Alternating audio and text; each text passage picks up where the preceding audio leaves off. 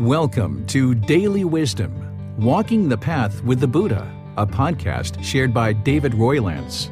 This podcast is dedicated to guiding you to completely eliminate the discontent mind and the suffering it causes by attaining enlightenment.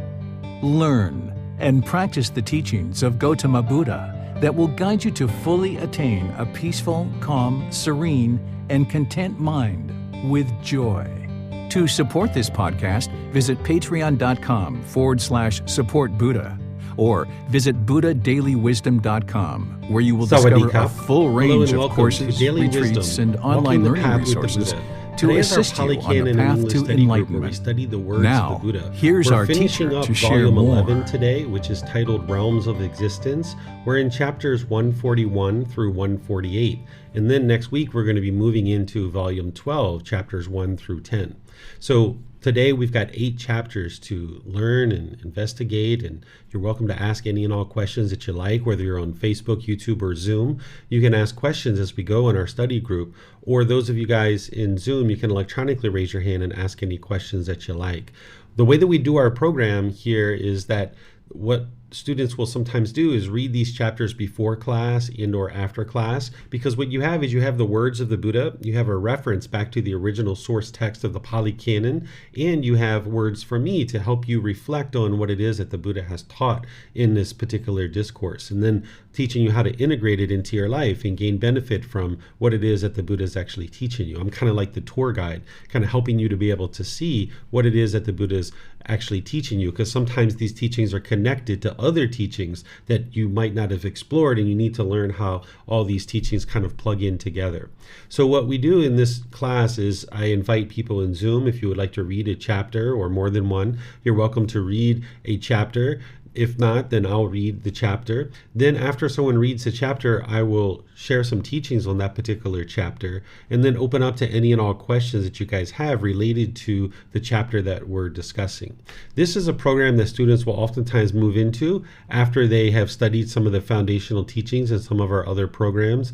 But even if this is your first time, welcome. I'd like to welcome all of you. You're welcome to learn here. You don't have to have read these chapters before class in order to benefit from the class itself, but it certainly helps, because as I mentioned, you have the words of the Buddha, you have the reference back to the original Pali Canon, and then you have words from me to be able to help you to understand further and how to reflect on that and be able to gain more insight and wisdom out of what it is that the Buddha is sharing with you. So I'll just go forward, and if anyone in Zoom would like to volunteer, you're welcome to volunteer. Otherwise, I'll just go ahead and read. This chapter 141, is titled Remember Me, Brahmin, as Awake, or a Buddha. So this is a Brahmin asking the Buddha questions. Could you be a heavenly being, sir? I will not be a heavenly being, Brahmin. Could you be a Ganaba, sir? I will not be a Ganaba, Brahmin. Could you be a Yaka, sir? I will not be a Yaka, Brahmin. Could you be a human being, sir? I will not be a human being, Brahmin. What then could you be, sir? Brahmin. I have abandoned those taints, fetters, because of which I might have become a heavenly being. I have cut them off at the root, made them like palm stumps, obliterated them, so that they are no longer subject to future arising. I have abandoned those taints or fetters, because of which I might have become a Ganaba, might have become a Yaka, might have become a human being. I have cut them off at the root, made them like a palm stump, obliterated them, so that they are no longer subject to future arising. Just as a blue, red, white lotus flower, though born in the water and grown up in the water, rises above the water and stands unsoiled by the water, even so, though born in the world and grown up in the world, I have overcome the world and reside unsoiled by the world. Remember me, Brahmin, as awake, a Buddha. Okay, so here This is a Brahmin, and what a Brahmin is this is an individual who's been born into a certain family during the lifetime of the Buddha. It's a certain caste system, and it's thought that these individuals are kind of like holy people. And because they're born into this family, they're kind of designated as the ones who perform rites, rituals, ceremonies, and worship for the rest of the community. And this isn't something that the Buddha taught, but this is something that was going on prior to the Buddha. And the Buddha knew that these rites, rituals, ceremonies, and worship wasn't leading to an improved way of life, because these people that were living in a normal average life in their homes were going to these Brahmin and paying money, and then they would go home and their life was supposed to get better after this rite, ritual, ceremony, or worship.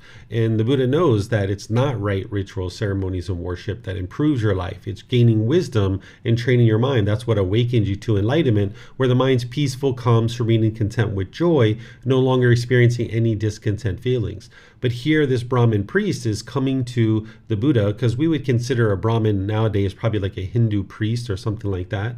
They would not only do rites, rituals, ceremonies, and worship, but they would teach a little bit of moral conduct to their students and the people that would come to them and ask for help. So the Brahmin would sometimes come to the Buddha and actually ask him questions or seek understanding, try to understand his teachings a bit. And this particular Brahmin must not have been in contact with the Buddha. I think that he just kind of saw the Buddha sitting somewhere, and as he was walking by, he went over to the Buddha and started asking him questions. Can you be one of these beings? In terms of, can you be reborn as one of these beings? Ultimately talking about heavenly beings, Ganabas, Yakas, human beings, asking like, what are you going to be? If you're not going to be reborn as any of these beings, then what could you be? And the Buddha says, Brahmin, I have abandoned those fetters or taints, meaning the pollutions of mind, the 10 fetters, which might cause him to be reborn as a heavenly being. He's cut them off at the root. He's made them like a palm stump, and he's obliterated them, no longer subject to future arising, meaning that they're completely eliminated from the mind. Once you eliminate a craving, desire, attachment, once you eliminate any of the fetters, if it's eliminated, it will never come back. But sometimes these fetters can go dormant. You can see that they'll kind of go dormant for a while. I've seen them go dormant as long as 6 months, and then they kind of raise their head back up again. And this will be an indication to you that it's not yet fully eliminated. And that's why it's important to never convince yourself that you're enlightened, or never convince yourself that one of these fetters are eliminated, because you'll be thinking that it's eliminated. You'll be 4 months, 5 months, 6 months into that, and the next thing you know, it raises its ugly head and you didn't even see it, because your mind thought that it was completely gone. It's kind of like that game Whack-A-Mole, where those moles are popping up and popping up and popping up, and you have to keep whacking them down and whacking them down and whacking them down. Well, if you're convinced that the game is over and there's no more moles that are going to come up, then you'll put your hammer down, right? You'll put the little mallet down and you'll sit there and be like, look at me and my high score. I'm so great, right? The mind will get conceited. But if you stay diligent and ready and prepared with that hammer, whenever the moles come up, boom, you can whack them and whack them and whack them and whack them. And that's what you'd like to do with these taints or these fetters, is just stay diligent and dedicated and determined, so that you never think the game's over, so to speak, that you never think that your mind's actually enlightened, but instead, whenever you see these taints or fetters raising their head, you can cut them off. You can let them go. And this is how you'll eventually obliterate it, so it's no longer subject to future arising. But if you convince yourself that it's gone, you'll miss it when it's rising its head. So the Buddha here is saying that he's eliminated all the fetters, meaning his mind is enlightened. And then he talks here about how he won't be reborn as any of these beings, including a human being. And he draws this analogy between lotus flowers and getting to enlightenment, essentially. A lotus flower grows in a murky pond, and it's got its roots deep down into the earth, and it's growing this strong stalk coming through the murky water, and then it rises over this murky water and it blooms into this beautiful lotus flower. Well, the same thing is true, that your mind is holding on to the earth, holding on to the world, right? It's holding on to all these material possessions and relationships. The mind's holding on and holding on and holding on.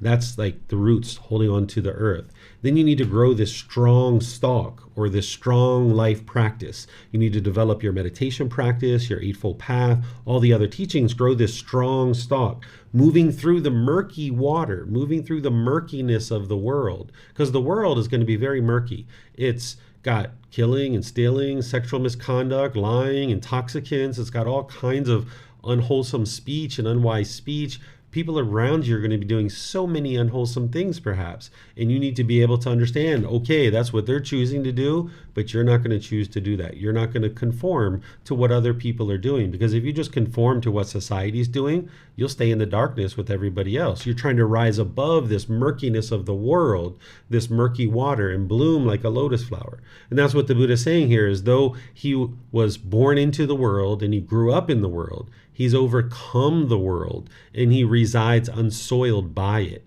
meaning that he's purified his mind, right? Because when he was born, he was unenlightened, but he gradually needed to purify his mind in order to get to enlightenment. And then he says, okay, remember me, Brahmin, as awake, or as a Buddha. So during the lifetime of the Buddha, he needed to explain to people that he was enlightened and that he was a Buddha. Nowadays, if somebody did that, we would immediately say that this person isn't enlightened and they're not a Buddha, because a Buddha doesn't walk around glorifying themselves and telling everybody they're enlightened. An enlightened being wouldn't walk around and tell others that they're enlightened. Instead, they would just remain humble and just go about their life being peaceful and joyful. But the Buddha had to explain to people what enlightenment was, what a Buddha is, so that humanity could understand this. Nowadays, we understand it, so if anybody walked around and started bragging about that, then right away you would know that they're not actually enlightened. So the Buddha needed to share that. You can get to enlightenment, but you wouldn't actually be a Buddha by the time you get to enlightenment. What a Buddha is somebody who's gotten to enlightenment by themselves without the help of any teachers or any guides. They dedicate the rest of their life to sharing their independently discovered teachings with countless people in the world, and countless people get to enlightenment during that person's lifetime. And then they preserve their teachings in such a way that countless more people can get to enlightenment after their death. So these are the three main criteria. There's other criteria too, and I teach this in various courses and programs that I teach. So it's very rare for a Buddha to arise in the world. The last one that the world is currently aware of existed over 2,500 years ago. So you're not going to meet those same criteria. You can get to enlightenment, but you're going to need teachers, you're going to need guides, you're going to need somebody to help you. And you may or may not dedicate the rest of your life to sharing these teachings, but they're not your independently discovered teachings. And you're not going to need to preserve these teachings because they're already preserved. There's people who've already preserved them. So you're not going to meet those same criteria, and there's other criteria that you would need to meet too. But getting to enlightenment is enough. Trust me, if you get to enlightenment, you'll be completely and fully satisfied. There's nothing that's going to disturb your mind. You're not going to hold out hope for this designation of being a Buddha. You're not going to need that. Your mind's already peaceful and joyful. So here the Buddha is explaining this to this Brahmin so that people understood that he was a Buddha. And here's what a Buddha is. It's somebody who's eliminated the 10 fetters all by themselves without the help of any teachers or any guides. They also dedicate the rest of their life to sharing their independently discovered teachings with countless people in the world. Then they preserve their teachings so that countless other people after their death can get to enlightenment. So let me know what questions you guys have on this chapter. You can put that into Facebook, YouTube, or Zoom. Or in Zoom, you can raise your hand electronically and ask any questions that you like. Okay, looks like Amina is having a question here. Good day. When fetters come back as a surprise to us after many months, the mind can become briefly disappointed. What is the best way to confront this? To eliminate any craving to be perfect today. That's what's going on when you feel that disappointment. That disappointment is the problem, right? That's the discontentedness. The cause of that problem is the craving, desire, attachment. The mind's most likely craving to be perfect today instead of realizing, hey, this is a journey. So when you notice these fetters arising, it's like, all right, well, thought that was gone, but it's not, right? So don't ever convince yourself that it is gone. But if you have done that and it arises and you're getting discontent, this is because you're craving and you're clinging, right? Thinking that, okay, this fetter is gone. Don't cling to that, because then the impermanence is going to pop up and show you like, aha, you're craving, you're clinging, you're getting this discontentedness. Sometimes laugh at yourself, right? If you're getting angry because you're angry, right? This is typical of someone's craving to attain enlightenment, or they're craving to be perfect. When they see that their mind's still getting angry, it's like, I'm so angry because I'm angry, right? Sometimes just laugh at yourself and make a joke out of it. Like, look how silly this mind is, that it's attached to so many different things. And don't take yourself so seriously, right? So eliminate any craving, desire, attachment to being perfect today. Eliminate any craving, desire, attachment to attain enlightenment. Realize that it's a gradual process, that you are a work in progress, that you're not perfect, right? And you're not going to be perfect. Essentially, we call a Buddha perfectly enlightened, but I consider anybody who's gotten to enlightenment, if their mind's purified, at this point, their mind's functioning optimally. And I would maybe consider that perfect, but we really preserve that perfectly enlightened one for the Buddha. We wouldn't say an enlightened being is perfectly enlightened, but an individual who has purified their mind, they're functioning in a perfect way. Okay, here's some more from, here's one from Mayu Li. I have been content for a while where the mind was calm, but for the last couple of weeks, I have been caught up with busy life. I have been complacent with meditation. Because of that, I'm noticing the mind to be uncalm, and I even raised my voice and got upset in a conversation. Yeah, this is showing you that your mind's not yet enlightened and there's more work to do. So what you do is you go back towards what you were doing before, because you've gone past the middle, right? Your mind's kind of swinging back and forth to a certain degree, where you got into this really deep practice. You've noticed that peacefulness and that calmness, and the mind kind of slacks off a little bit. You got to get right back into it and realize that, okay, there's a middle way here, that you got to forge that middle way and bring the mind a bit more to the middle. That if you go away from these practices, that's what's going to allow these fetters to rise back up. It's just like that whack-a-mole. You got to hold your mallet and wait for them to pop up, and boom, boom, boom, boom, boom. But if you can be proactive and you can like lay a board across the game of whack-a-mole, then they never can pop up, right? And that's what you're doing. You're trying to protect your mind so that they can never pop up ever again, right? And then you're trying to whack them off, whack their heads off so that they don't ever pop up, right? Not real moles, but this game, right? This little arcade game. So when you get complacent, your mind's going to show you like, hey, the pollution is still there. So now get back into it. But wherever you were before, maybe that was too much for you. Maybe you realized that you weren't able to maintain a certain lifestyle and you weren't able to do the work that you needed to do. So maybe you need to find from where you are now to where you were before. Maybe there's a middle there that you're missing, that you're not quite seeing. Maybe you were meditating too much before, and maybe now you're not meditating enough. So you got to find somewhere there in the middle where the mind can be peaceful and joyful. And then all these other teachings that you know about practicing as well from the Eightfold Path. Great questions, guys. All right, so I'm going to move to the next one. I don't see any more questions. The next chapter is chapter 142. This one is titled The 8 Kinds of Assemblies. Ananda, these 8 kinds of assemblies, what are they? They are the assembly of Khatyas, the assembly of Brahmins, the assembly of householders, the assembly of ascetics, the assembly of heavenly beings, of the realm of the 4 great kings, the assembly of the 33 gods, the assembly of Maras, the assembly of Brahmas, or God. I remember well, Ananda, many hundreds of assemblies of Khatyas, of Brahmins, of householders, of ascetics, of heavenly beings of the realm of the 4 great kings, of the 32 gods, of Maras, of Brahmins, that I have attended, and before I sat down with them, spoke to them, and joined in their conversation, I adopted their appearance and speech, whatever it might be. And I instructed, inspired, fired, and delighted them with a discourse on the teachings. And as I spoke with them, they did not know me and wondered, who is it that speaks like this, a heavenly being or a man? And having thus instructed them, I disappeared, and still they did not know, he who has just disappeared, was he a heavenly being or a man? Okay, here, this is part of the teachings of the Buddha, and this is where you can get a little bit of exposure into what we call the cosmology that existed during the lifetime of the Buddha. A cosmology is how they thought about the world, right? So the Buddha taught the cycle of rebirth in the 5 realms of existence for a reason, because it's true reality. Remember, the Buddha didn't teach the way the world should be, and then if everybody learns these rules and follows these commandments, then the world's going to become a peaceful place. He didn't do that. He didn't teach rules and commandments. Instead, he was teaching you the way the world is, so that you can understand these natural laws, and now as you understand the way the world is, you can now navigate the world with that wisdom. You can learn, you can investigate and examine the teachings, beings, you can reflect on them to independently verify them, that they're true. Then you can start practicing them and uprooting these pollutions out of the mind and see the truth for yourself, that the mind is becoming more peaceful and more joyful. And as you're uprooting these pollutions out of the mind with the core central teachings, you may encounter situations where you start experiencing memories from your past lives. You may have already experienced that.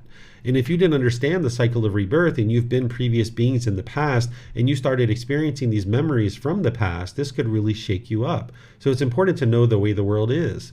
Another thing that can happen as you're starting to remove the pollution out of your mind is you might notice communication with beings from any of these realms, like the hell realm, the afflicted spirit realm, which is ghosts, or the heavenly realm. These beings can communicate with you. They're in the same time and space as you. Oftentimes we think of these realms as being really far distant places, but just like there's a human being here sitting in this chair, if I got up and left, there could be an ant that came and sat here. There could be a dog, a cat, or anything else that comes and sits here. We're all in the same time and space. And same thing for these beings that are in the hell realm, the afflicted spirit realm, and the heavenly realm. They're right here amongst us. And you might end up being able to communicate with them and they being able to communicate with you. You can start hearing their voices, perhaps in your mind, in your head. And then the third thing is that some people can actually see these beings. They're formless beings. They don't have physical form, but some people can see hell beings, afflicted spirits, or heavenly beings. And again, if you didn't understand the cycle of rebirth and the 5 realms of existence, you'd be really shaken up in these situations. So the Buddha taught the cycle of rebirth in the 5 realms because it's true, and it's the true reality that you can actually independently verify. If you don't know how to do that, you can. You just need to understand the wisdom of how to do that. And usually after someone's been learning for 1.5 years, 2 years or so, that might be a wise time to start approaching the cycle of rebirth and starting to understand it. And you're always welcome to reach out and ask for help of learning how to independently verify it. But I've actually recently put this into volume 11, chapter 105. I've uploaded this onto our website. So if you haven't downloaded this book in a while, you might decide to download it. If you go to volume 11, chapter 105, you'll see in the context that I wrote and the reflections that I wrote, how to actually confirm the cycle of rebirth. And this will give you the wisdom of how to do that. But when you first start out on the path to enlightenment, I encourage people to put aside the cycle of rebirth, because right now the goal when you're first starting on the path to enlightenment is to get your arms around the core central teachings so that you can start training your mind and get awake to these natural laws and remove this pollution and see the real benefits. Because what's happened in the past is in the past, and what's happened in the future is in the future. Right now, you're a human being, your mind is discontent, and you need to experience enlightenment in order to escape all that discontentedness and escape the cycle of rebirth.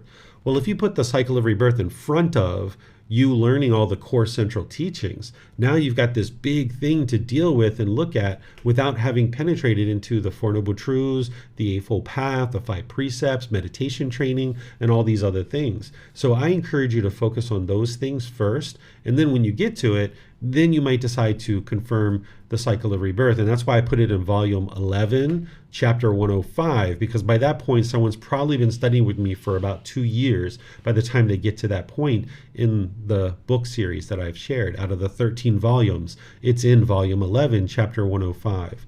So the Buddha taught the cycle of rebirth in the 5 realms of existence for a reason. But you don't have to understand all the cosmology that existed during the lifetime of the Buddha, because the Buddha takes the heavenly realm and he segments it into different categories, and he does the same thing with the hell realm. And all these different subcategories, you don't need to understand them, and that's part of what the Buddha is talking about here, but not as much detail as he does in other discourses. Instead, today we kind of think of hell generally as hell and heaven generally as heaven. And of course, there's different species in the animal realm. There's different types of human beings in terms of our ethnicity and our culture, but nonetheless, we're all human beings. And then there's kind of like afflicted spirits or ghosts. So we just kind of generally look at these things rather than the subcategories and subcategories that the Buddha taught. So here what he's talking about is he's talking about going to teach these 8 kinds of communities, this collection of beings. Here, this first one, he's talking about this assembly of Katiyas. What a Katiya is during the lifetime of the Buddha is this population of people who was known to be practicing the teachings very closely. And that this was even before they had learned from the Buddha. It was a big population of people that were very prosperous and very successful. And the Buddha oftentimes would mention them as a community of people who were practicing the teachings. Because remember, these are the natural laws of existence. People can learn these natural laws of existence in different ways, right? The Buddha was fully awake to them. But even like my grandmother, when I was growing up, she would say things like, if you don't have anything good to say, don't say anything at all. Maybe your grandmother said the same thing, or maybe somebody else in your family. If you don't have anything good to say, don't say anything at all. This is a great way to think about right speech. Of course, there's a lot more details of right speech that you need in order to get to enlightenment, but you can kind of learn these kind of things along the way, because different people's mind is tapped into these natural laws in different times and different abilities, and have cultivated them in their mind to a certain degree. So this assembly of Khattiyas were practicing these natural laws fairly successful before the Buddha actually even came along. Not that there was one person that understood them, but they kind of had a general understanding of the teachings, and they were very prosperous in their community. And the Buddha would comment about this because they would come together in harmony. They would speak together very politely and respectfully. They would leave in harmony. You can see this in some of his teachings. And he would say, like, okay, if you guys would like to model your conduct in a way that would be wise and beneficial for your life, is practice based on what the Khattiyas are doing. And nowadays, I might say that the Thai people are the same way, right? Like the Thai people are practicing these teachings very closely, particularly here in Chiang Mai. And I might say, yeah, if you would like to learn how to train your mind and how to have loving relationships and how to create a really wonderful society in the world, look at what the people in Chiang Mai are doing, right? They're very loving, very kind, very peaceful, very joyful. When you go out on the street, they're not judging you and looking down on you. You don't hear a bunch of horn honking and hollering and bickering and fighting. The people are very peaceful, and they just take care of you, and they treat you like family members, right? So this is what the Khattiyas are, people who were practicing very well, and the Buddha considered them to be very prosperous in terms of their ability to practice and get along and being harmonious with each other. Then there's this assembly of Brahmin. These are those Hindu priests. These are an assembly that the Buddha would teach. There's an assembly of householders. This is practitioners who are learning his teachings that are in the household life. There's the assembly of ascetics, which today we might refer to as ordained practitioners. These are individuals who've given up worldly life and have entered into a life of homelessness, trying to get to enlightenment as part of their journey. You can get to enlightenment as a householder, and there's also this lifestyle as an ascetic, if somebody would like to be able to progress forward in that way. So he would talk to ascetics, of course. Then he said here that he's talking to this assembly of heavenly beings of the realm of the 4 great kings. And then this assembly of the 33 gods. And then there's this assembly of Maras. What a Mara is Mara is a being that is interested in causing calamity in the world. Mara is interested in seeing lots of unwholesome things happening in the world. Mara can't actually control you and make you do anything, but Mara can try to influence you. And beings operating on Mara's behalf as well. Some people might refer to this being as the devil or Satan or something like this. This is a real being. It's a formless being, but again, it doesn't control you. You don't need to be afraid of this being. The more wisdom you have, the less influence that Mara has over you. But there is this being and beings operating on Mara's behalf, attempting to tempt you into unwholesome things and making unwise decisions, because it would be very good for them, because they're interested in causing all this calamity in the world. Then there's this assembly of Brahmins. During the lifetime of the Buddha, they would refer to Brahmas as God. So just like a person who's practicing the Muslim teachings might refer to God as Allah, well, in the Christian teachings, they're referring to the same God. They're just using the word God instead of Allah. And then during the lifetime of the Buddha, they refer to God as Brahma. So here the Buddha is saying, okay, he's taught these 8 assemblies, right? And then he's saying, okay, he taught them, and they asked them this question, are you a heavenly being or you are a man? And basically saying, okay, he left after having instructed them without essentially answering their question, Okay, so this is just something that you can understand, that the Buddha didn't just teach human beings, that he taught other people during his lifetime as well. There's various stories in the original Pali Canon where he would be in a field, maybe at nighttime, and the heavenly beings would come and kind of light up the sky, and he would teach them as part of them learning the teachings. So whether these things happen or not, I wasn't there, so I can't independently confirm it. All it really does is gives you insight into the Buddha teaching various groups of people, that it wasn't just monks, it wasn't just householders, it was these other beings as well. Okay, so let me know what questions you guys have on this chapter. You can put them into Facebook, YouTube, or Zoom, or in Zoom you can raise your hand and ask any questions that you like. Okay, I'm not seeing any questions anywhere, so we'll move on to the next chapter. This is chapter 143.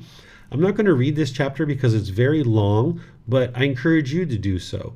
This shows up in the book series a couple of places. Here, it's chapter 143 in volume 11. It's titled The Marks of a Great Man, 32 Marks of a Buddha.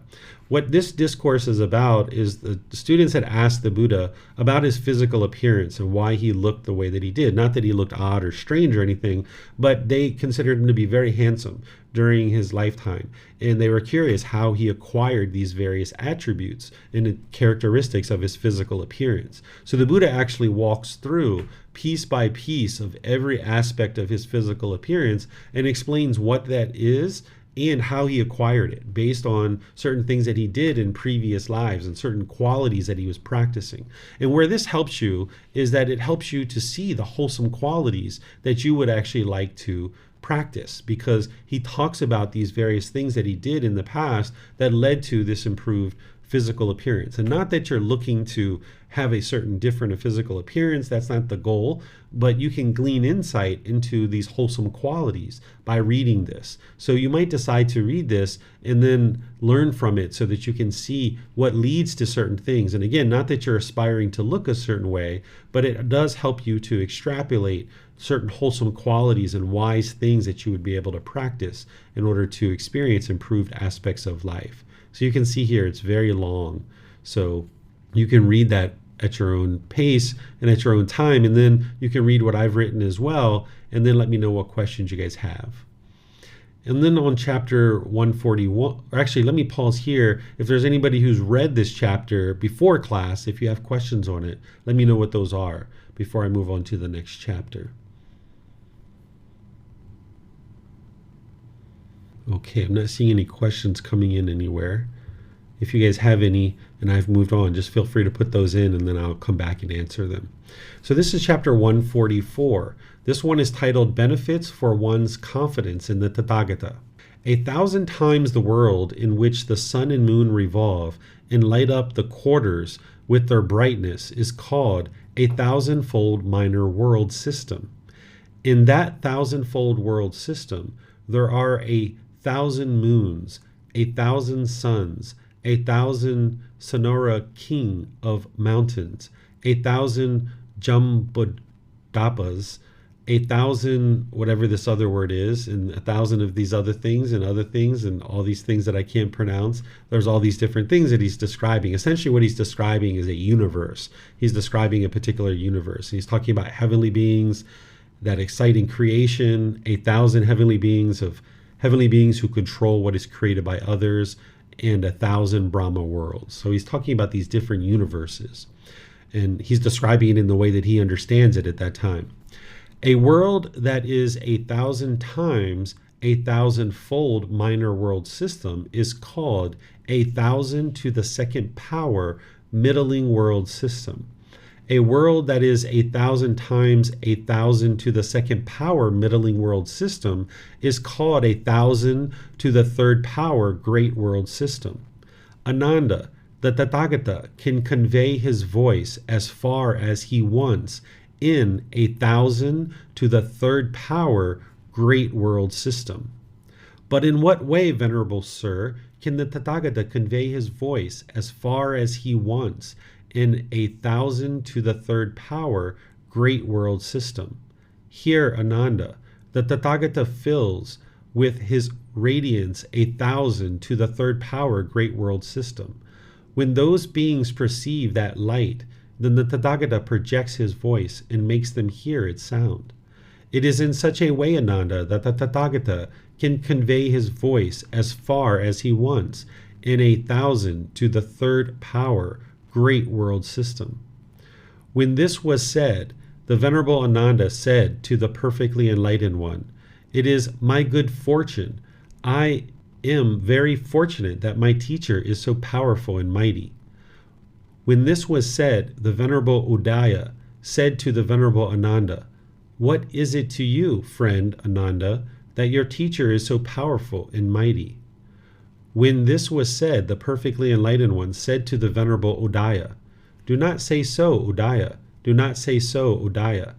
Udaya, if Ananda were to die without being free of craving, then because of his confidence, he would exercise heavenly kingship among the heavenly beings 7 times in great kingship in this Jambudvipa, which is one of the great continents, 7 times. However, in this very life, Ananda will attain final nibbana, or final enlightenment. So here, what is being described is the Buddha saying, hey, my teachings and what I'm sharing can be spread throughout all the universes, right? Because the teachings that the Buddha shares, these are the natural laws of existence. They're just as applicable here as they are anywhere else in the world and beyond, right? In multiple universes.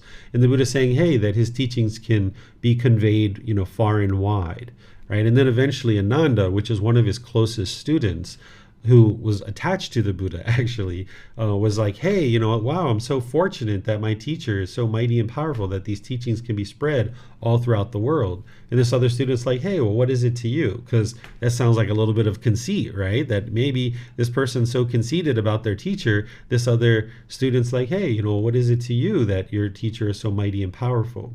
And then the Buddha steps in and says, hey, well, Ananda has a lot of confidence. That's what he's basically saying, is he has a lot of confidence in me as a teacher.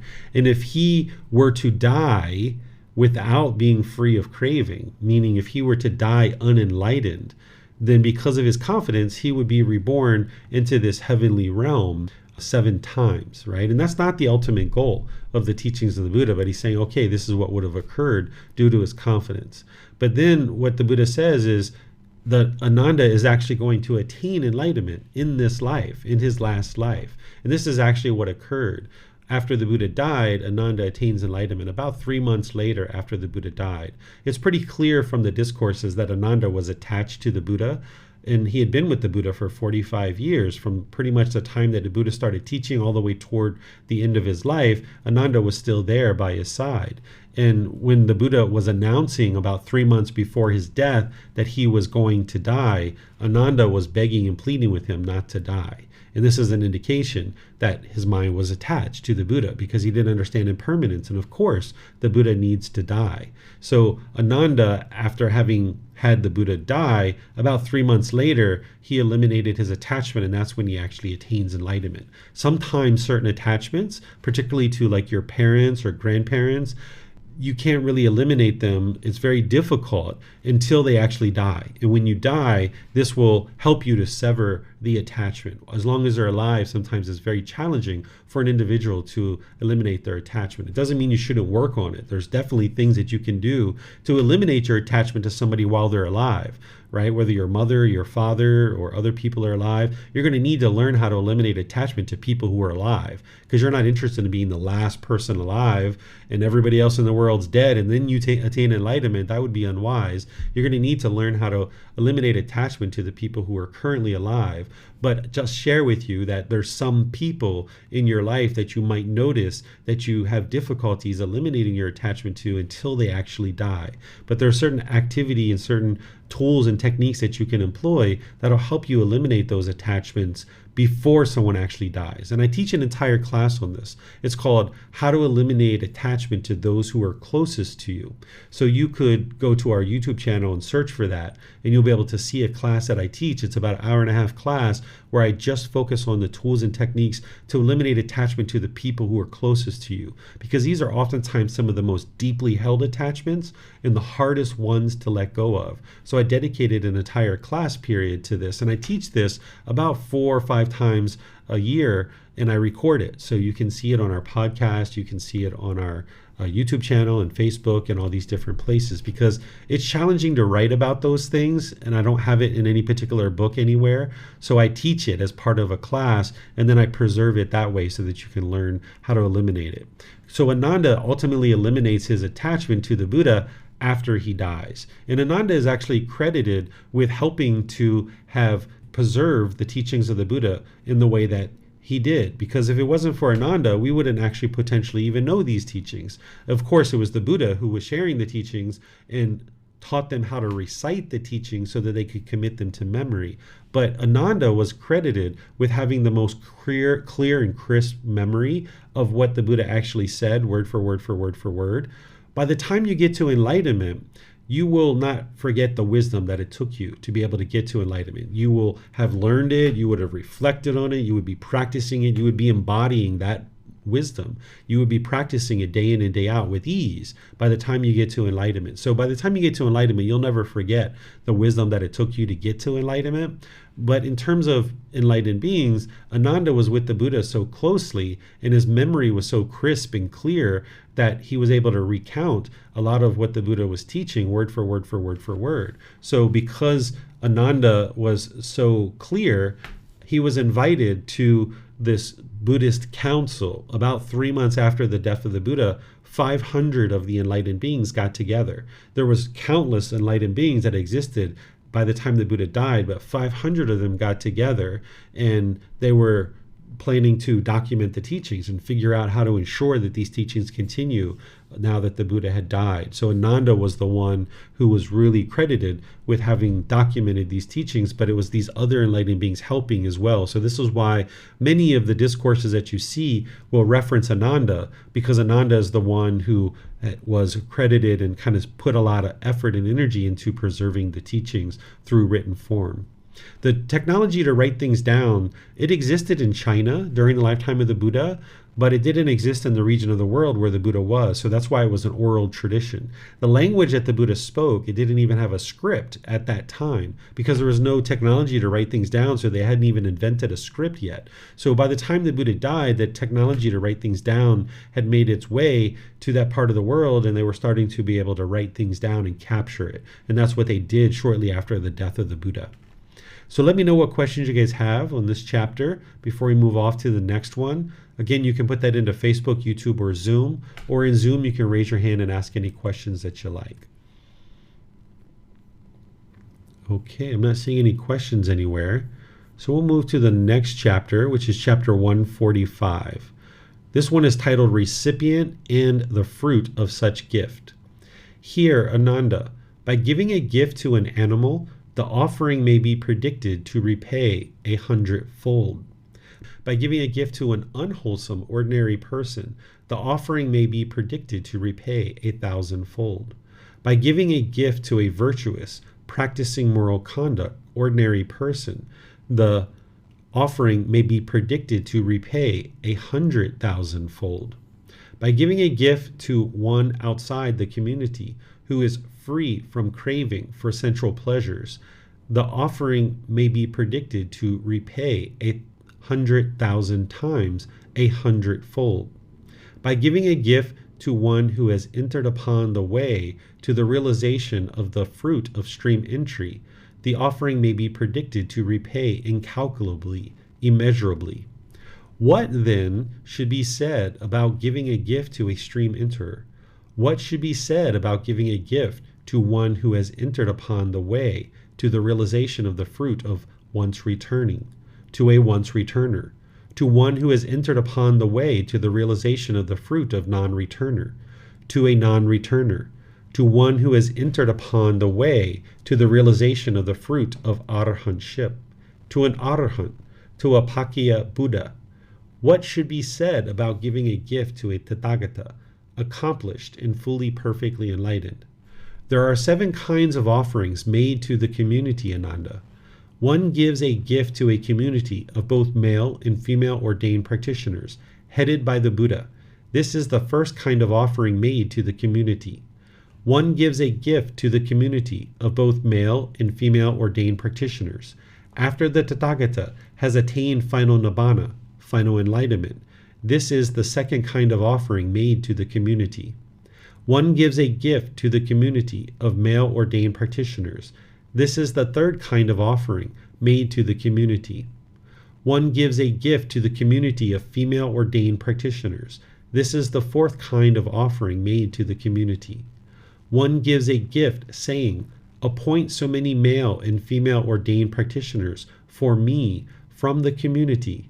This is the fifth kind of offering made to the community.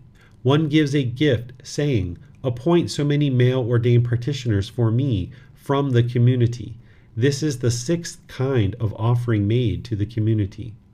One gives a gift saying, "Appoint so many female ordained practitioners for me from the community."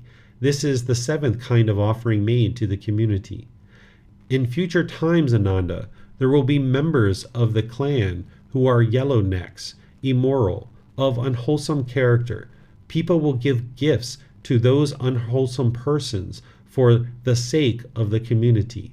Even then, I say, an offering made to the community is incalculable, immeasurable, and I say that in no way is a gift to a person individually ever more fruitful than an offering made to the community.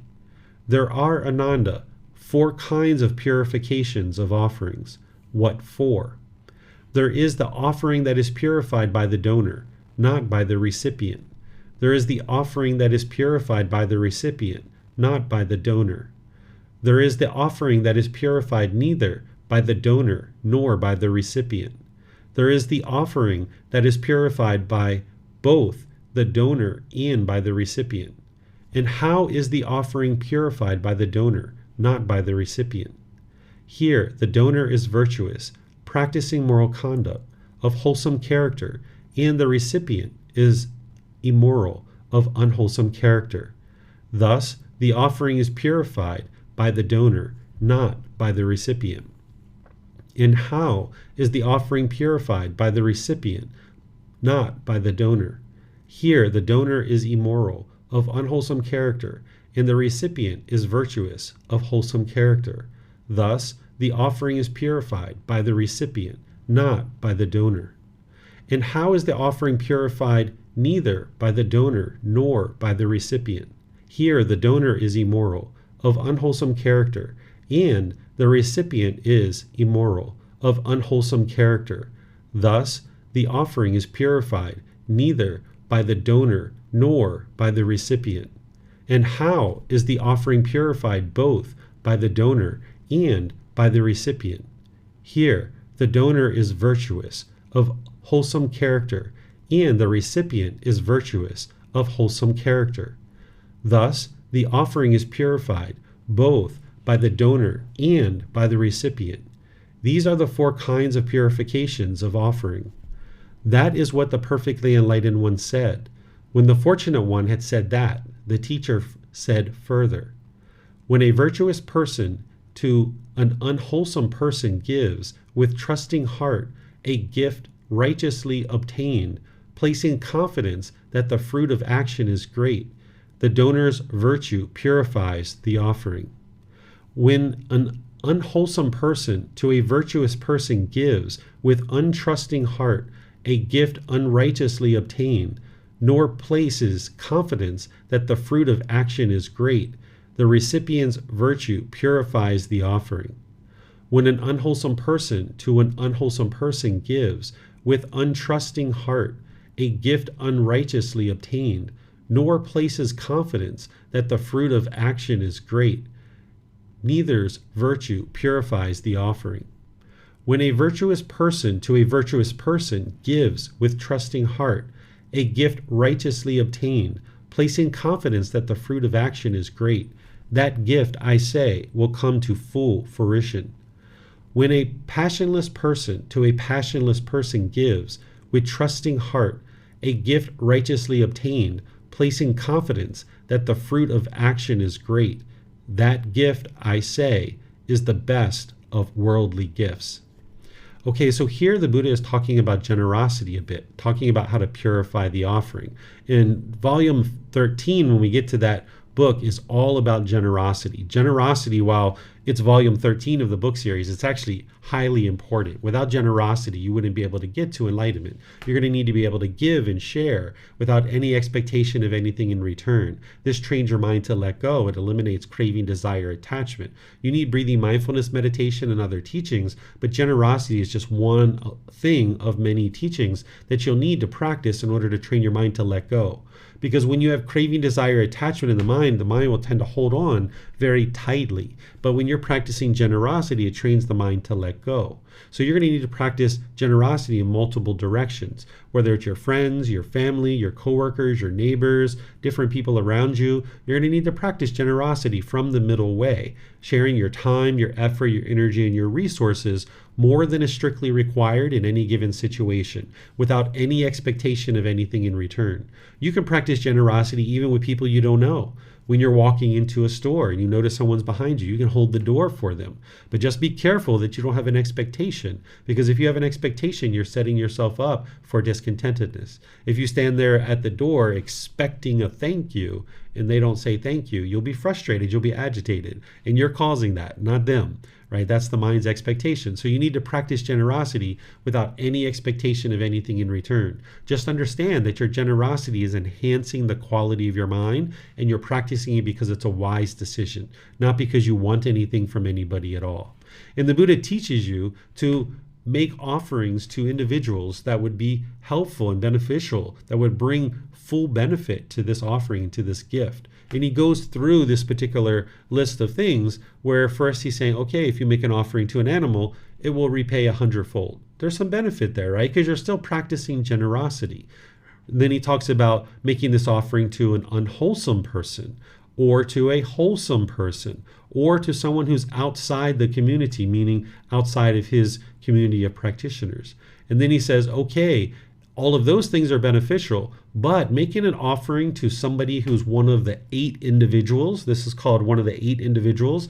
This is anybody who's in one of the 4 stages of enlightenment, or anybody who's practicing for the 4 stages of enlightenment. Sometimes this is referred to as the Aryan Sangha, or the Aryan community, or in English we would say the noble community. Anybody who's practicing to the level of being in one of the 4 stages of enlightenment, or is working towards that. So say you're in the first stage and you're working towards the second, or you're in the second and you're working towards the third, right? That's what it means to be in working towards that particular stage of enlightenment. Well, stream entry is the first stage of enlightenment. Once returner is the second stage. Non-returner is the third stage. An arahant is the 4th stage. We would probably call an arahant an enlightened being. That's what an enlightened being is, that they've purified their mind of the 10 fetters. So we refer to that person as an arahant, or an enlightened being. But then there's also this Pakya Buddha, which some people aren't sure what that is. What a Pakya Buddha is somebody who's gotten to enlightenment by themselves, but they don't share teachings. They don't go out and dedicate the rest of their life to sharing these teachings, but they were able to do it on their own. This is very rare. I've never met anybody that's like that. They must have existed during the lifetime of the Buddha, but I haven't met one of those individuals, so I haven't been able to independently confirm it. But then the Buddha says, okay, basically making an offering to a Tathagata, an actual Buddha, a fully perfectly enlightened one. This is like a really high quality and kind of really helps you a lot. So these offerings that you're making to anybody who's a member of the community and that is in one of these 4 stages of enlightenment, there's nothing mystical or magical about this offering that you've made that's going to somehow benefit you. It's that you're coming in contact with somebody who's either in the 1st, 2nd, 3rd, or 4th stage of enlightenment, or an actual Buddha here, right? If you're coming in contact with any of these kinds of people, they have deep wisdom to be able to help you get to enlightenment.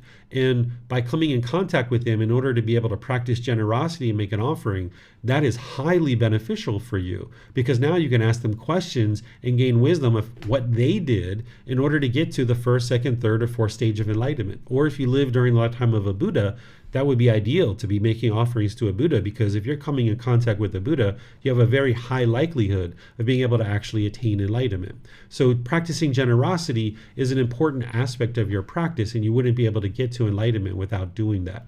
So that's what the Buddha is talking about here. And he's going through all these different things and essentially talking about how to purify the offering in terms of the recipient and the donor. That if you're wholesome and you're doing wholesome things, and you find a recipient who is also doing wholesome things, who's a member of the noble community, then this is highly beneficial, because you're coming in contact with somebody who can help you to get to enlightenment, and your offering is going to somebody who is actively working on the path and in one of the 4 stages of enlightenment, or practicing to get into one of the 4 stages of enlightenment. And there's a high likelihood that this person might be sharing teachings with others. So this is the type of individual that you would like to be, where you're practicing the wholesome way and you're finding other people who you can make offerings to who are also practicing the wholesome way in one of these 4 stages, because now it's going to help you. It's going to like propel you, because you're coming in contact with somebody who has deep wisdom about the path to enlightenment.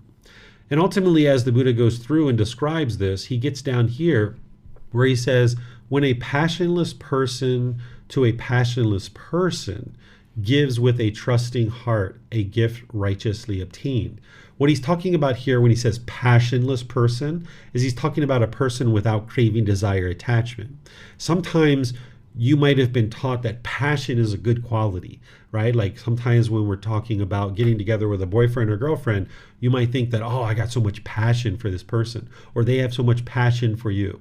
Well, passion is based in craving, desire, attachment. It's actually an unwholesome quality. This is why somebody can start a relationship with you. They can be so jazzed up, but within 6 months or a year, they kind of flatten out, right? They're not as interested in you anymore because their craving has burned out. They're no longer having that passion. Their craving, desire, attachment for you has burned out, and now the relationship's over, right? So passion is not a wholesome quality. That's not something you're interested in a relationship where the mind is so passionate about this person. You would like to gradually work to get to know somebody, gradually understand somebody, gradually build a life with them, and create a really lovely relationship. And you don't need passion in order to do that, because passion is just going to sabotage your relationships. So here the Buddha, instead of saying when a person free of craving makes an offering to another person free of craving, that's what he's saying here. He's just using this word passionless.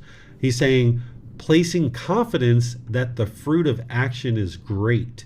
What he's talking about here is he's saying that you understand the natural law of Gotama, the cause and effect, or the action and result, that you have confidence in this natural law of Gotama, and you understand that by practicing generosity, this is going to produce wholesome results for you. So if you understand the action of generosity and that this is really great, that you're practicing this generosity and it's going to help you to purify your mind, placing confidence in that fruit of action is great, then that gift is the best of worldly gifts. So the Buddha is saying, if you don't have craving, desire, attachment in your mind, meaning you are enlightened, and you're making an offering to somebody else who is also enlightened, meaning you guys both have this trust, this gift has been righteously obtained, meaning you haven't stolen it or anything like that, and you have confidence in the natural law of Gotama, then the Buddha says this is the best gift you could ever give. This is the best of all worldly gifts.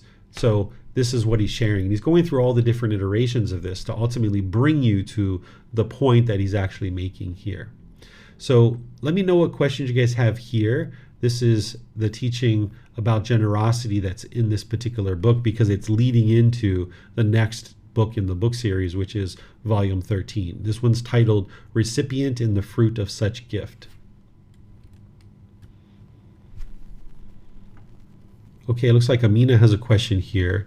Yesterday, a woman on the bus admired some flowers I was holding, so I gave her one, and she thanked me, and we kept going about our day. Afterwards, I used right effort to not allow a feeling of excitement to arise. Is that wholesome giving and receiving?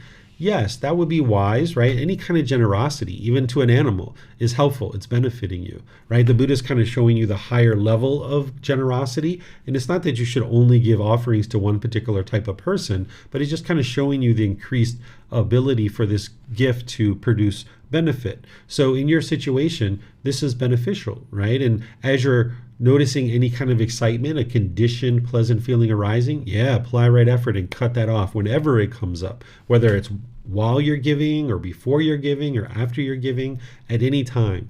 The Buddha teaches that before giving, your mind should be joyful. While you're giving, your mind should be calm and confident.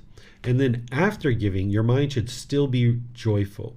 And the reason why he teaches this is because sometimes you haven't really thought through a certain gift, maybe. Or maybe after you give a gift, you're like, oh, I gave too much. Why did I give so much? Maybe you have buyer's remorse, right? You have remorse that you gave too much, and now you don't have the basic necessities that you need. Or you might get at the end of your gift and you're like, oh, why didn't I give more? I should have gave more. Wow, I'm so selfish and I'm so stingy. So you would like to have this joy before giving and this joy after giving. And while you're giving, you would like to be calm and confident, because sometimes when people give, their mind has craving in there and they're kind of worried and they're anxious.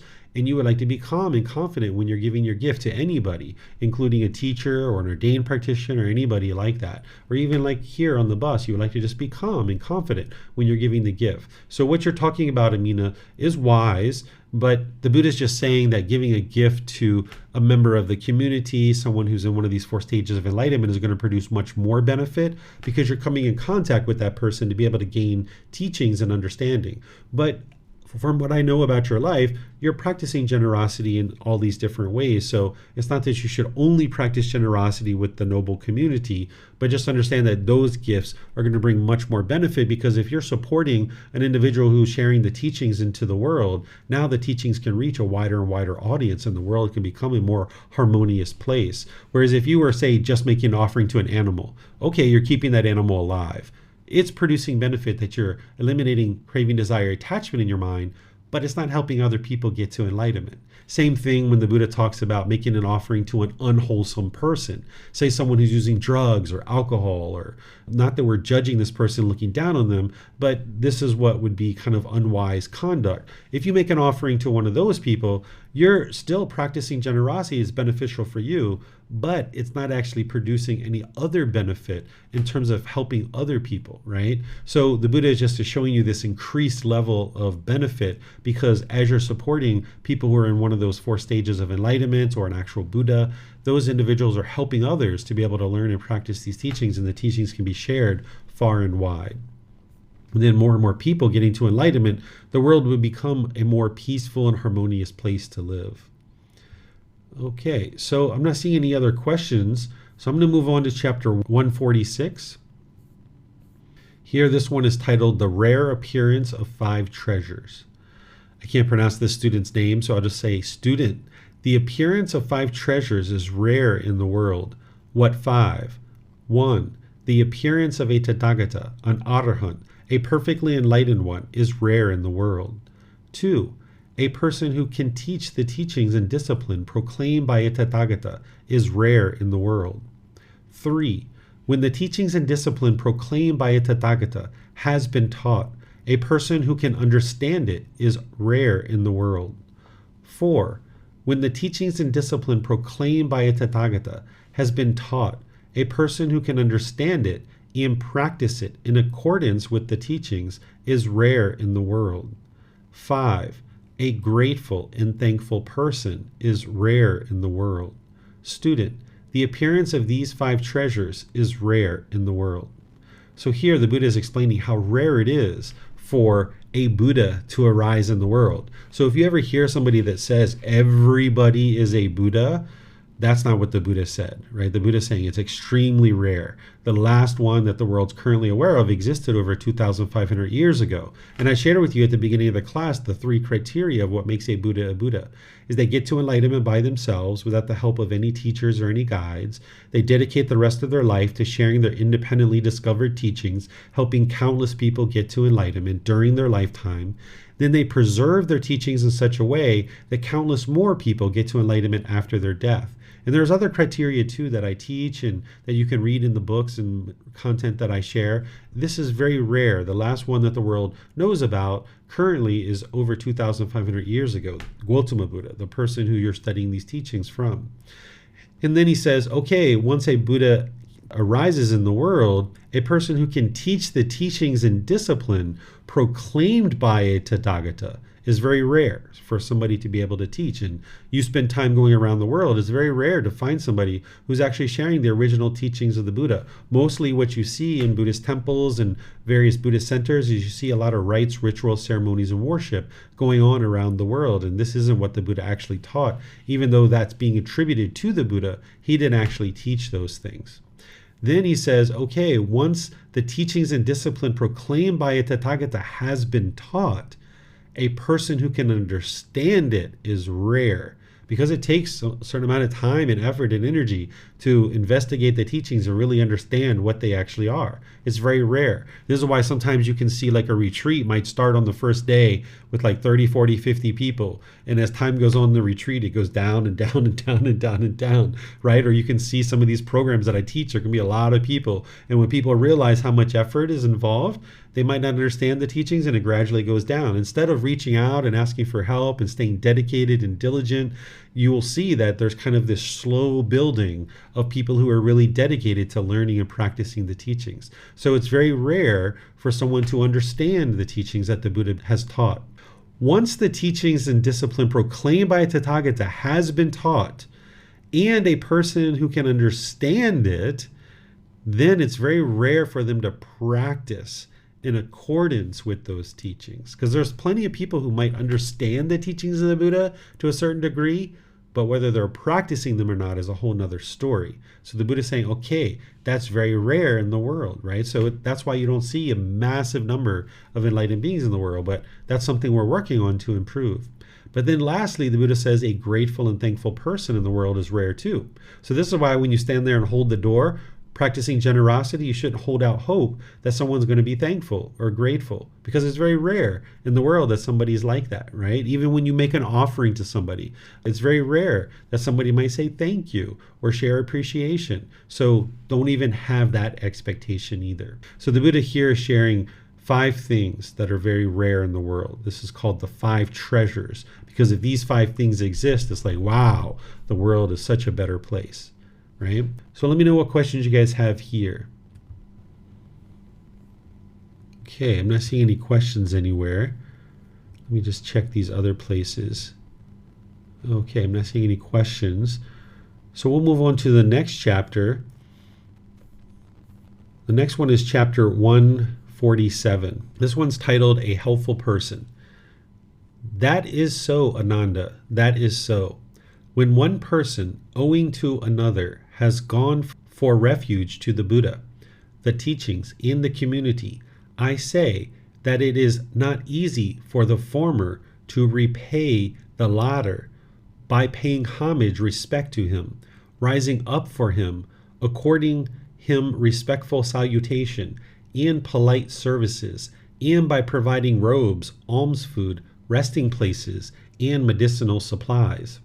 When one person, owing to another, has come to abstain from killing living beings, from taking what is not given, from misconduct in sensual pleasures, from false speech, and from liquor, wine, and intoxicants, substances that cause heedlessness, which are the basis of heedlessness, I say that it is not easy for the former to repay the latter by paying homage, respect to him, rising up for him, according him respectful salutation and polite services, and by providing robes, alms food, resting places, and medicinal supplies.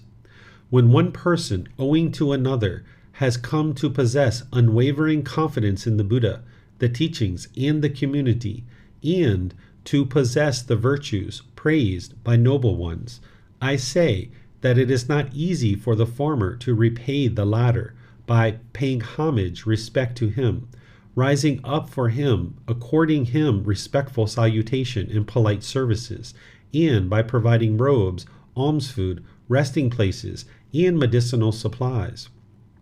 When one person, owing to another, has become free from doubt about discontentedness, about the cause of discontentedness, about the elimination of discontentedness, and about the way leading to the elimination of discontentedness, I say that it is not easy for the former to repay the latter by paying homage, respect to him, rising up for him, according him respectful salutation and polite services, and by providing robes, alms food, resting places, and medicinal supplies. So here, the Buddha is just sharing how to show respect and gratitude and appreciation for individuals, and he's kind of cascading this all the way up to the point where he's talking about someone who's understood the Four Noble Truths. He's saying, okay, this is the person that one should essentially pay respect to. Of course, you should be respecting and being polite and friendly to everybody in your life. But the Buddha is saying it's not easy to repay somebody who's understood the Four Noble Truths, because by understanding the Four Noble Truths and that person sharing it with you, that's like one of the best things that you could ever experience, that you've come in contact with the Four Noble Truths, because that's helping you to understand the problem in the unenlightened mind, the cause of that problem, the elimination of it, and the path forward. So the Buddha here is saying, okay, someone who's free from doubt about the Four Noble Truths, understands the problem, the cause, the elimination, and the path forward, then this person, if you paid respect to him, it wouldn't be easy for you to repay them.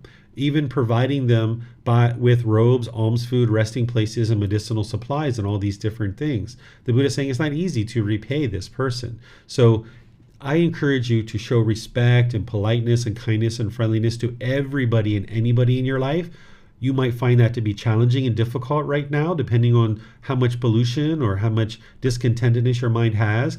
But by the time you get to enlightenment, you'll be able to be polite, kind, friendly, respectful to everybody, no matter what they've done, no matter what they have experienced with them, no matter what they say, no matter whether you agree with them or disagree with them. You'll always be able to be polite, kind, friendly, respectful to everybody, because you won't have an expectation for other people to be a certain way. You won't have a craving, a desire, an attachment, wanting people to be another way. That you understand everybody functions differently in the world. This is all impermanence. So here, an individual, the Buddha is saying that is understanding the Four Noble Truths, that's the person that it would be very hard to repay that individual. So let me know what you have questions about on this. This is a helpful person. These are all people that would be very helpful, particularly someone who understands the Four Noble Truths. Okay, I'm not seeing any questions here. So I'm going to move on to the very last chapter for today. Let me get through all the words that I share. This one is titled, this is chapter 148. This is ending out the book, and we're going to be restarting the next one next week. This one is titled, This Holy Life is Lived for the Abandoning of Existence. This world is burning, harmed by contact. It calls disease a self. By whatever means it understands anything, it becomes otherwise than that. Becoming otherwise, the world is attached to becoming harmed by existence, and yet has existence in that very existence. Where there's excitement, there is fear. What one fears is stressful.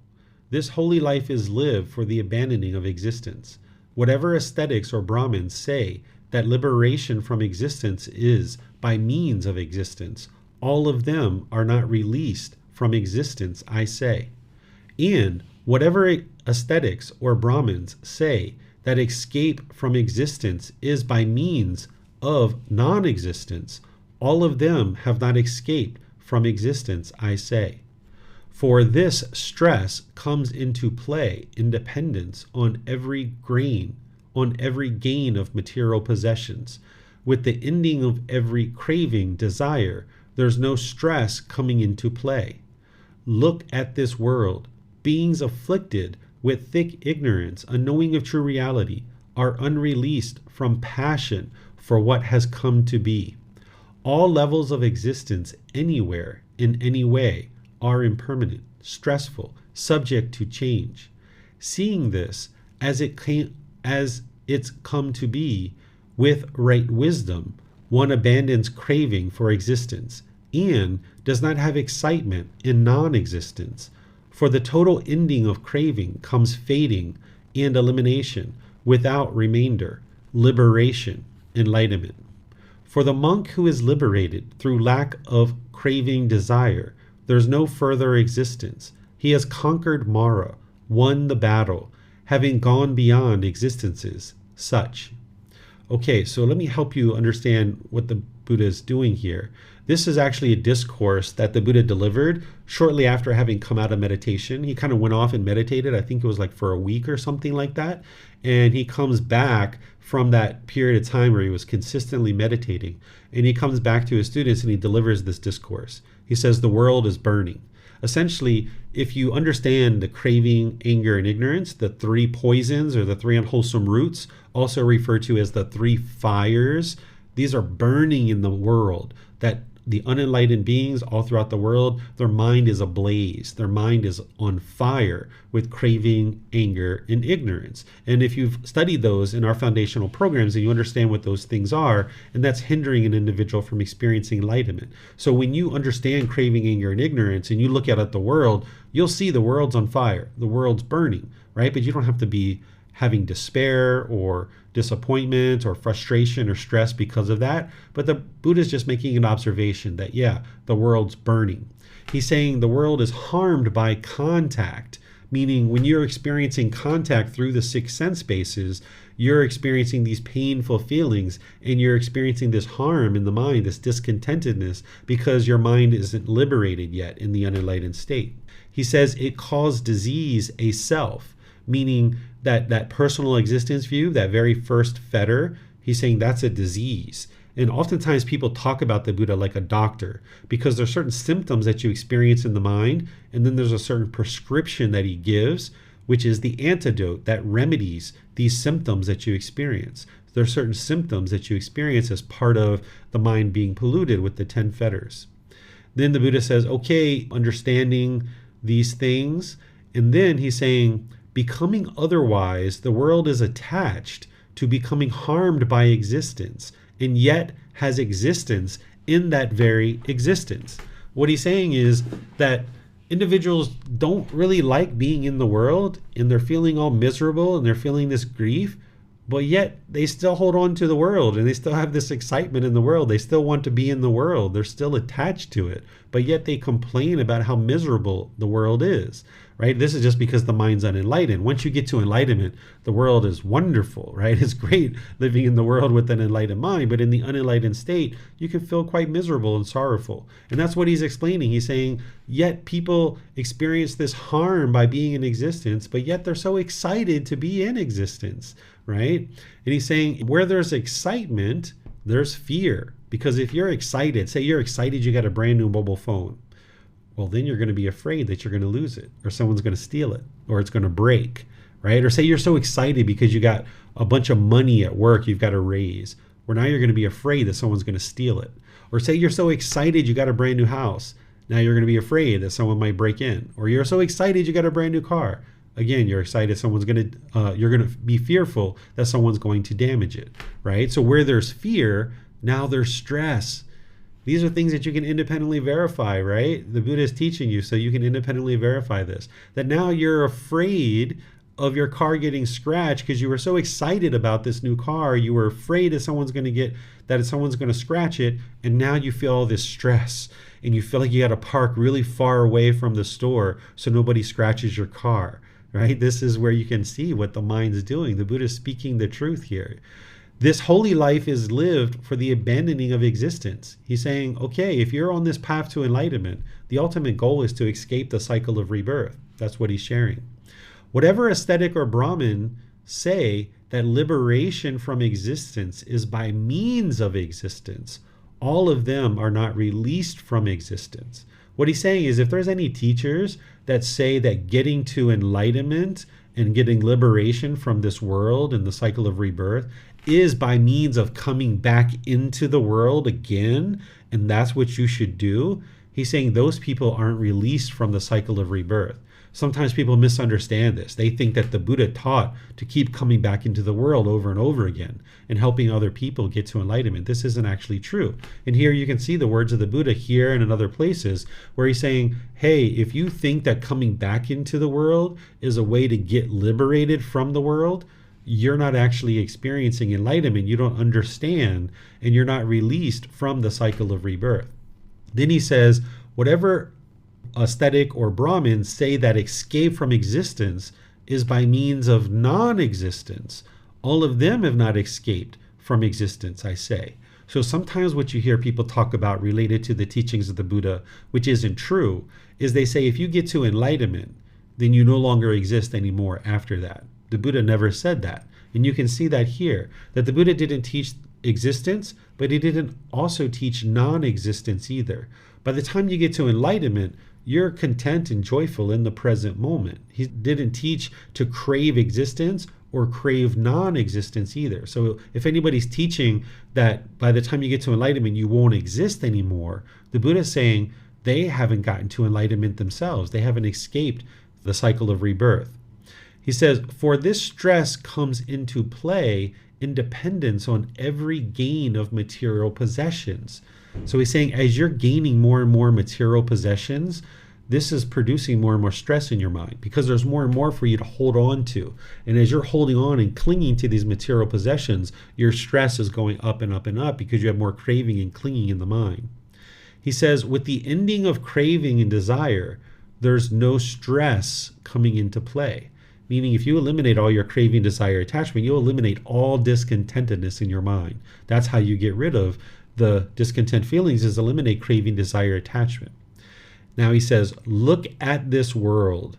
Beings afflicted with ignorance or unknowing of true reality are unreleased from passion for what has come to be.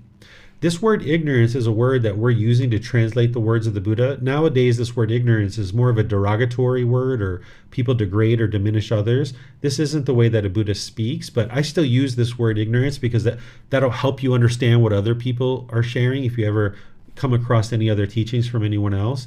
But a better way to think about this is the unknowing of true reality, confusion, misunderstanding, misperception. Unknowing of true reality is what the Buddha is talking about, that the mind in the unenlightened state just doesn't understand what it doesn't understand. So the Buddha is saying, look at beings afflicted with this lack of wisdom are unreleased from craving for what has come to be. Their mind is craving, desiring, their mind is holding on. He's like, look at this entire world. There's so much craving that exists in the world. Then he says, all levels of existence anywhere, in any way, are impermanent, stressful, subject to change. So any existence in the cycle of rebirth, in any of those 5 realms, hell, animal, afflicted spirit, the human realm, or the heavenly realm, it's impermanent and it's stressful. It's subject to change, right? So the goal of this path to enlightenment isn't to exist in the world or in the cycle of rebirth. If you're in the cycle of rebirth, you're experiencing stress unless your mind is enlightened. Seeing this as it's come to be with right wisdom, one abandons craving for existence and does not have excitement in non-existence. So if you understand what I've been talking about so far, what the Buddha is describing here, with right wisdom, meaning you see the truth, you've penetrated the truth, then you understand to abandon craving for existence. Don't hold on to this existence, wanting it to be permanent. But also, don't crave non-existence either, where you don't want to exist in the world any longer. You would like to gain contentedness and peacefulness and joy in the present moment. Okay, you're in this human state. Figure out how to get to the peacefulness and joy. That's through eliminating all craving, desire, attachment. One of the cravings you need to eliminate is craving for existence and craving for non-existence as well. From the total ending of craving comes fading in elimination without remainder, liberation, enlightenment.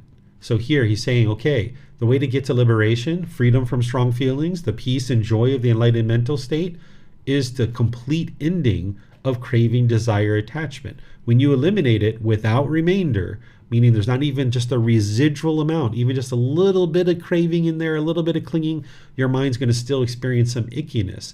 You would like to get to the point where you don't even have that in the mind whatsoever. That's how you get to liberation, to the peace and to the joy. For the monk who is liberated through lack of craving, desire, there's no further existence, meaning you're no longer going to be reborn in the cycle of rebirth. The Buddha didn't say there's no existence anywhere. He's just saying there's no further existence in the cycle of rebirth.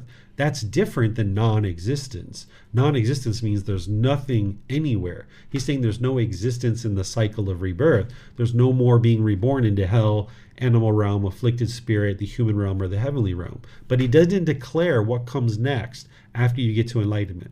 But by the time you get to enlightenment, your mind's going to be so peaceful and joyful now in the present moment, you're not going to care what's next. If there's anything next, there may or may not be anything next. If there's something next, it's either as good as what you're experiencing in enlightenment or better. And if there's nothing next, okay, so be it. You're already peaceful. It doesn't matter. Then lastly, he says, he has conquered Mara, won the battle, having gone beyond existences. Such. When he says such, it's like, so be it, right? So that's the way it is, right? So having conquered Mara is that being that is interested in causing calamity and unwholesome things in the world. That you've won this battle inside your mind, and this battle with Mara and all this unwholesomeness in the world. You've won that. You've won the war, right? Having gone beyond all existences, meaning you're no longer going to be reborn in the cycle of rebirth. So this is the Buddha helping you to understand his teachings, having finished up a meditation for a week and coming out and now sharing this with his students. Let me know if you guys have questions on this. You can put it into Facebook, YouTube, or Zoom, or you can raise your hand in Zoom and ask any questions that you like. Okay, I'm not seeing any questions anywhere. So what I'll do is just remind you guys that next week we're going to be in volume 12, which is titled Lowly Arts. This is where you're going to go into a lot of teachings where the Buddha is actually teaching directly to the monks and the ordained practitioners about the things that would be wise and unwise for them. So as an ordained practitioner, it's really helpful to read volume 12, as is all the volumes. But also it's really helpful for a household practitioner too, because you can understand and be able to see a wholesome ordained practitioner and how they're practicing the teachings and whether or not it would be wise or not for you to associate or gain wisdom or teach or learn from that particular person. Not teach them, but learn from them, or maybe make offerings to that person. So we're going to be in chapters 1 through 10 of volume 12 next week.